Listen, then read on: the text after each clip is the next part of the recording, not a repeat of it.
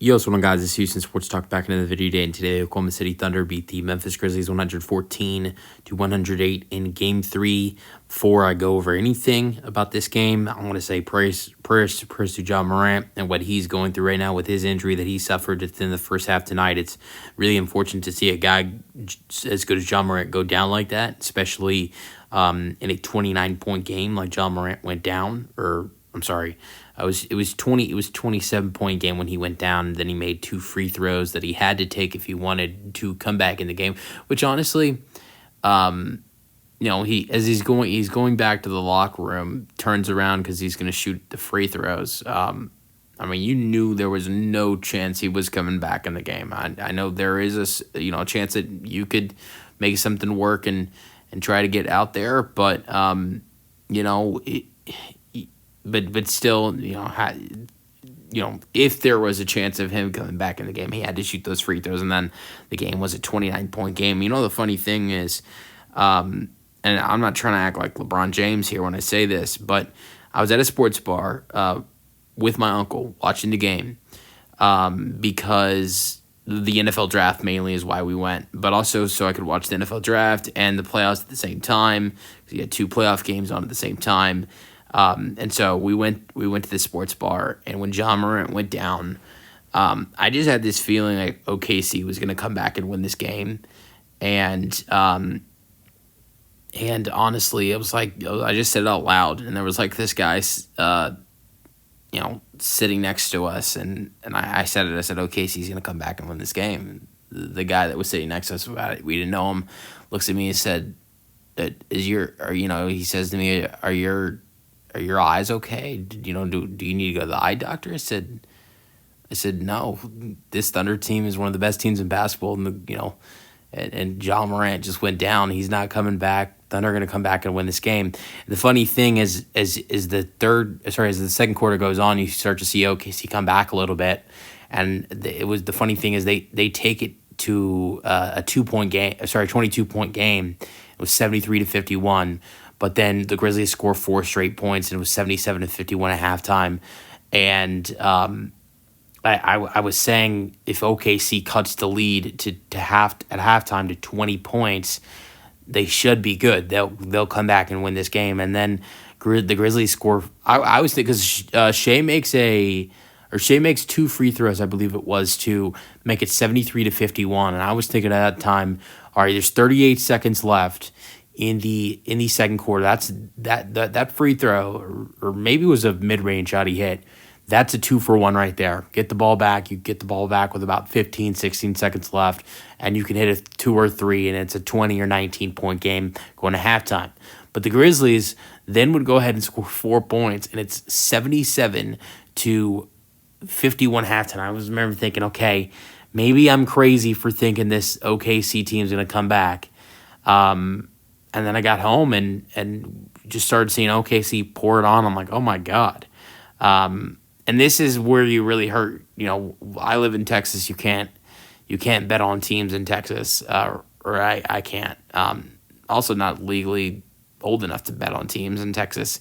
If I didn't live in Texas, I definitely probably would have bet OKC's money line, and that would have been amazing. But honestly, I was just going for the long shot, and honestly, I don't think it's that crazy saying that I think saying it's crazy. It's crazy to say a team will come back with 29 points, but when it's a team like the Oklahoma City Thunder who went 68-14 this year, and not only that, but facing a team like the Memphis Grizzlies who've lost by 70 points in the last 2 games, and then they lose their star player, it's not that crazy to say that. And the Grizzlies only scored 31 points in the second half. The Thunder would end up tying the game up at 99. With some Shea free throws. And then the funny thing, you would see the Memphis Grizzlies then go on a 6-0 run, and it's 105-99. You think Memphis has the momentum again, and just like that, Memphis is back in the ball game, and it's their ball game to win again. But then OKC 6 unanswered, and then again Memphis with a 3 makes it 108 to 105, and okay, looks like Memphis is controlling balance here. They're not letting OKC get that lead. Sure, they've let them back in the ball game, but they have not let them get the lead back. And that's something they did really well until about a minute and a half in the game.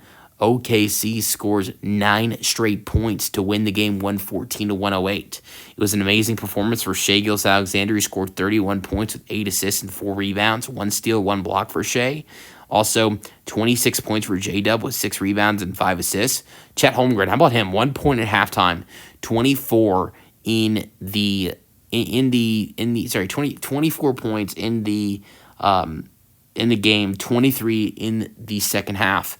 He had 4 threes in the third quarter. And the 1 3 that wasn't in the third quarter was the 3 that tied the game up at 108. 8 rebounds for Chet as well, no assists, that's not a big surprise. So him, Chet, J-Dub, Shai, absolutely fantastic. But the guy that I don't think they win this game without, offense gets you back in a game. That's the first part of it. And J-Dub, Chet, and Shai brought that tonight. But the number one thing that keeps you in a game when down 29 points is defense, and that was Alex Caruso tonight. 4 steals, 1 block, had about 1 billion deflections in this game.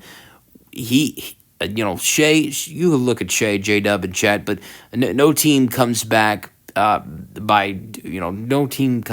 29-point deficit and doesn't have a guy that absolutely just kills it defensively, and that was Alex Caruso tonight. And honestly, if it's not for Alex Caruso, you do not win this game tonight. Alex Caruso did a really good job guarding Scottie Pippen Jr. in the second half, and really a lot of Memphis Grizzlies players, and it was unbelievable tonight. 4 steals, 1 block, a bunch of deflections, lockdown defending in this game tonight for the Thunder. And the points that Shai and J-Dub and J-Dub and Shai and Chet all scored in the second half really helped them get back in the ball game.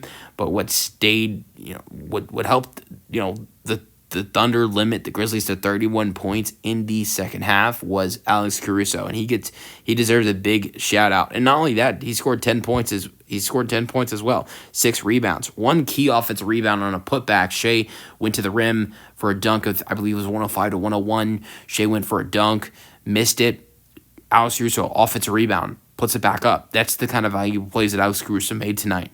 And that's just one of many plays Caruso made.